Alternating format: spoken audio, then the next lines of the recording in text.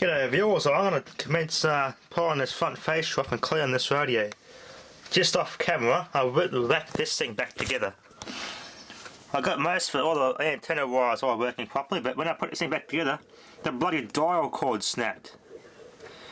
So I'm going to have to replace this bloody dial cord. The only thing that doesn't work is the dial lamps at the front where they go, and the tuning iron. I have to print off the schematic and have it here with me.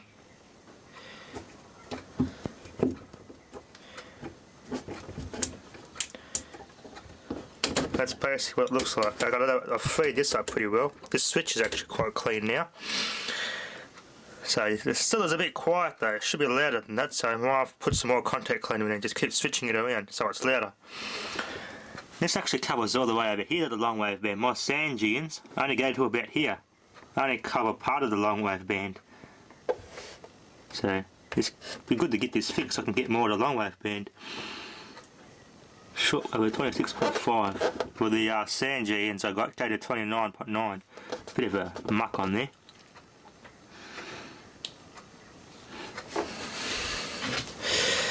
This was actually made to compete with the Zenith Transoceanic. But the schematic I got for this is actual the whole complete owner's manual and everything, so it's got a dial string layout and everything on it. I have to get some dial cord though, I haven't got any spare left. Well, they all work. It's got a phono input so I can plug my iPod into the back of this and use it as an iPod dock without having to modify anything in the radio. Don't know where the actual switch is though, I think it's just a plug-in type. You just plug it in and it automatically disconnects the radio. The battery compartment. Where did I put that? Might be in the box over there. Yeah, that's all intact. Here it is. I might re-solder this back in there where it should be and just use get a plug for there and just use it on a wall wart. Let's keep it all original. A bit of damage here unfortunately, but there you go. I'll set that aside. When I get some spare time I'll see if I can track down some dial cord for that. It's actually very well made. The Japanese manufacturer was at its finest. It's supposed to clip, there you go, just clip shut. It's a bit loose there. Also when you're doing these radios, especially when I redoing valve radios, depends on the compactness and how tight everything is packed. I use heat shrink tubing on the leads there, but I didn't need doing this one. There's plenty of room on this. Alright. Viewers, I got this fascia off. A good thing, this is the first time it's ever been off. I'm the only one that's ever taken this off. You can see there's 40-50 odd years of dust in there. Looks like a rotted out foam, but I don't know where it would have come from. Don't know where the foam would have come from, but that's what it looks like, a rotten old foam. Speaker's in good nick. There's the call signs. New South Wales is number 2. 7 is Tasmania. 3 is Victoria. 4 Queensland. And 5 South Australia, and 6 is Perth. So half depending on how much radio stations in the state. 5 is this half, 6 is that half. This outer one in New South Wales has the most stations, so, or the most towns as well, with the most stations, so the whole outer square, all New South Wales only stations. There's all their call signs. There's a little bit of breakage. I've seen some repairs done there. And they put a wire to that tuning gang to support that pulley there. And that pulley there's actually been broken off as well, but they did a good job on that, repairing that, so. Then they aligned this pretty good, so that's not out of alignment. I might as well give this a wash now. It's actually made out of zinc. There's a little emblem logo in there. Cert Zinc. This will clean up quite well. The only problem, this white paint would come off here. You can see it's been sitting in the bloody puddle or something face down. Good thing the insides are completely untouched, so this is the only part I've got to worry about cleaning. And I might as well give that a clean too. So I'll give these a good wash in the sink, and these will be brand new. Okay viewers, it's all nice and clean. Looks much better. Apart from the odd scratch and the paint come off and the bloody thing sitting in the water. Face down by the looks of it, but looks a lot better. I got some tape here holding cracks clamped shut tightly, and there's super glue in there, so that tape's just holding the cracks shut so the glue can set and fix those cracks up. Got a bit of wire here loosely. There's a bit of tape on this winding here, securing that back down. Now I've got some clear nail polish to secure that wire on this antenna.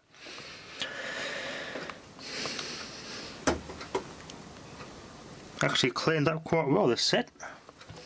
I'm going to raid a socket for this the socket for this plug and stick it in that somehow, nice and safely. Make it. I don't want to ruin the authenticity, so I'll leave this Everready 276p plug as it is. I'll just retrofit a wall wart socket on there. Send a tip positive. This is more than enough for this radio, so everyone's quite happy off that. Alright, let's go raid a socket for this wall wart. We can use it on this. I knew I had a reason why I keep odd and unique wall warts, such as ones like this you can pull apart with some screws. All I did is I had a 24 volt 40 milliamp transformer, 9.6 volt amps, so I'm going to keep that. So that will be used for another project. This wall wart housing had the top of pins slid to these plastic things, and those pins just slid and secured and clipped in. So I just sort of unclipped those and took the pins out, and that Everready 276p battery terminal plug goes right in there like that, and I can just stick that in there, and that will go in there, in the bottom of that, the input from the wall wart, and I put those wires on the inside, do it the same what I've done here. Solder them on the inside and just carefully secure it with a little bit of hot glue, and this actual whole thing will fit under where the actual normal battery would have went, nice and discreet. So the wall wart adapter goes under there, and that plug is a perfect design to fit in that little space. So there you go. I won't bother running this thing off 9 volt batteries because the Everready 276p 9 volt battery has a lot more current and lasts a hell of a lot longer than one of these modern day 9 volt batteries. Just doesn't last long at all. So this is the best way to do it. I'm not really fussed about it being portable anyway.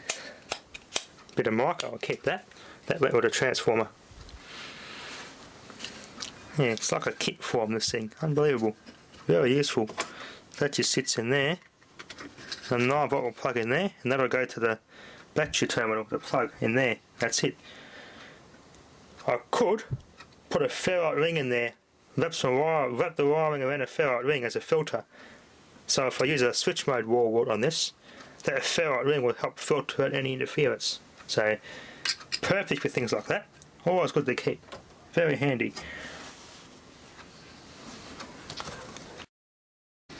Okay viewers, here's a finished product. That's hot glued on there. All hot glued into place. I've got a ferrite ring in there, all hot glued into place. That's my, should I use a switch mode wall wart on this thing in the future, it's prepared, because that'll filter out most of the noise that those bloody things generate. So they will just snip together like that. Positive is the right way around. I will verify before I turn the radio on that the positive is the right way around. And it bolts back together. Screw it back together and that's it. I have to find a way to safely secure that in there somehow. But we'll work when I get to it I'll find a way. Let's just secure it back together, and I'll put some hot glue on this as well so these wires don't go breaking off. Give it a test. A white Challenger fiberglass canopy with side sliding windows. It was fitted to his HX long reach Falcon ute, and it's in good condition now. I've started the dark because I've got the motor before that. Anything from just about an XD forward to the XH, it'll fit on. Now that's just a stab in the dark. It's worthwhile having a chat to Alan about it anyway because it's only $300 or best offer. Pretty good. I won't filter that mains frequency obviously, but it's going to filter out a noisy, cheap, nasty switch power, switch mode adapter noises. Alright, and let's whack it back together. Here's a finished product. Looks good. There's my little filter assembly in there with the wart plugs in, so I'll plug it in. Because there's a particular mobile or telecommunication application type 9-volt wart. See this little compact fancy little elbow socket or plug here. It clears the workbench easily. Perfect, look at that. Made for it. Made for it. So I always handle these carefully because this type of plastic does break very, very easily. I'll plug that in. Astor, which is a major risk factor for heart disease, heart attack and stroke. Don't wait until... I probably could put an extra couple of... I could even put some filter capacitors inside that wart housing to try and cut down on the ripple. 67 weather. For Mildura Irrigation Repairs, 53 10th Street, Mildura. Partly cloudy for Mallee today. Tomorrow partly cloudy up to 18. Very loud and powerful. Monday here is a morning fog, a sunny day, 18. Some of the 5.63, the rain. That's Swan Hill, SH. 3SH, Swan Hill. That internal antenna's doing pretty good. It picks up the camera interference. I move it along the antenna, it changes.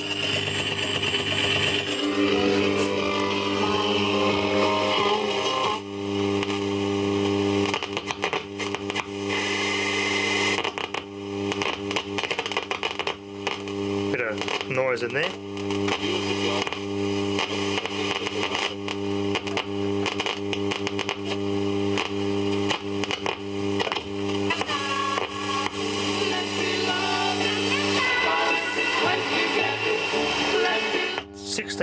NE, that's 15663 NE, which is northeast Victoria, so broadcast from Wangaratta.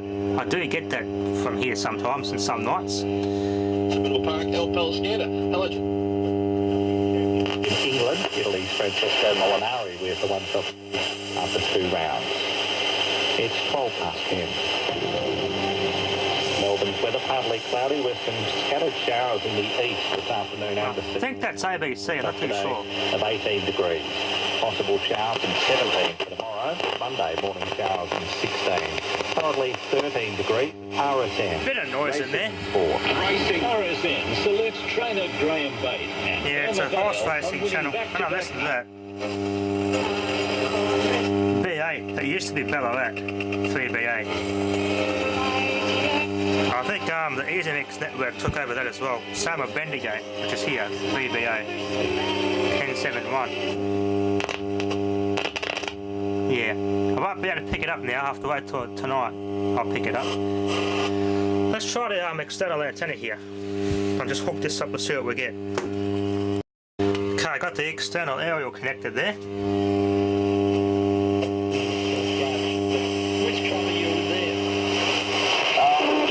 Shuby for UWA, so I've sort of just started to follow him.